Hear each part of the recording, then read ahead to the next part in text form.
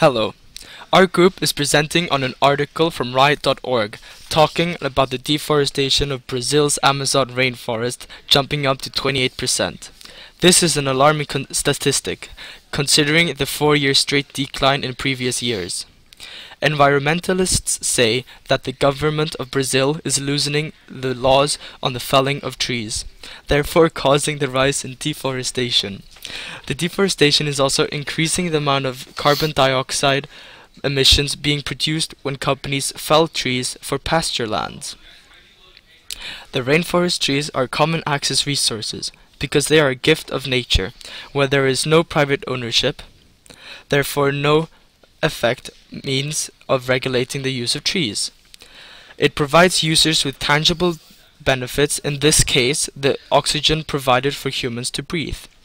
This example of market failure is a negative production externality of common access resources, creating an allocation of beef, which is why the pasture lands are needed.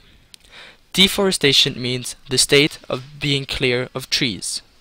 The problem in this is the felling of trees caused by the quantity demand for beef, leading the beef producers wanting more pasture lands. Another problem is that the companies are not replacing the trees. The short-run effect of deforestation is companies can produce beef much faster, whilst the long-run effect would be the decrease in amount of trees in the Amazon and the climate change caused by CO2 emissions given off by the felling of trees. Eventually, the increase of deforestation will lead to the non-existing Amazon rainforest.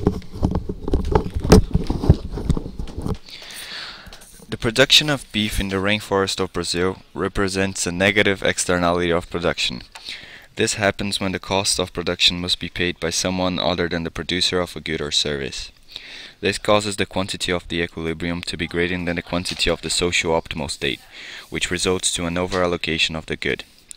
This means that the marginal private cost that is represented by the supply curve is greater than the current supply curve, which represents the marginal social costs, meaning that the production of beef in Amazon is greater than it should be.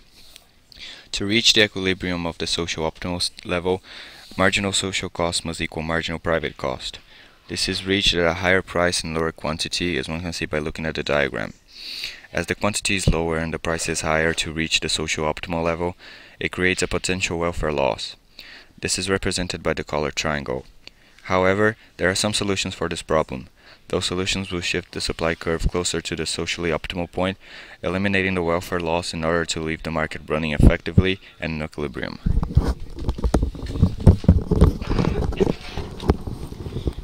There are two possible solutions.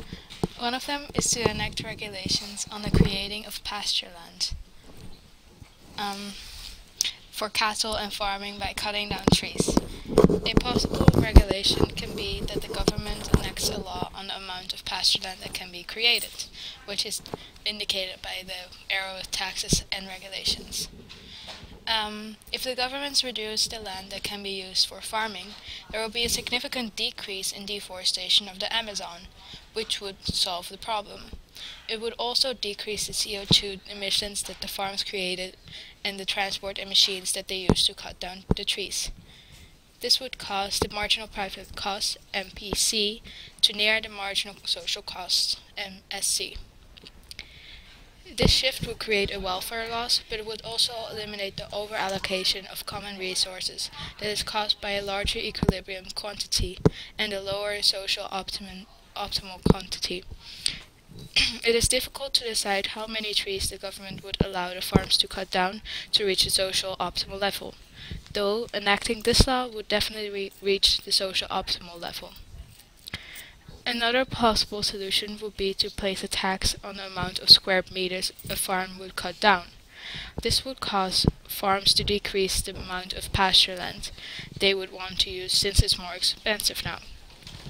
This would have the same effect on the forest as enacting regulations, which is deforestation would decrease and keep the flora and fauna in the region. Though this would also make more capital for the government, which is beneficial for the government and for the society. The effects on the graph are the same as well, which is indicated by the arrow regulations and taxes. This time, deciding how high the tax would be is extremely difficult and would therefore not quite reach the social optimal level, but it would definitely near the social optimal curve.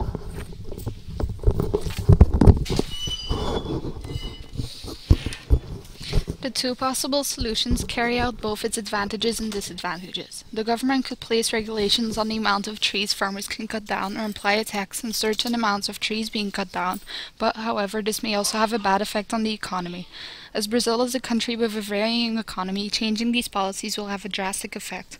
When taxes and regulations are placed on the producers of beef, the farmers, they will have to cut down their market or go somewhere else.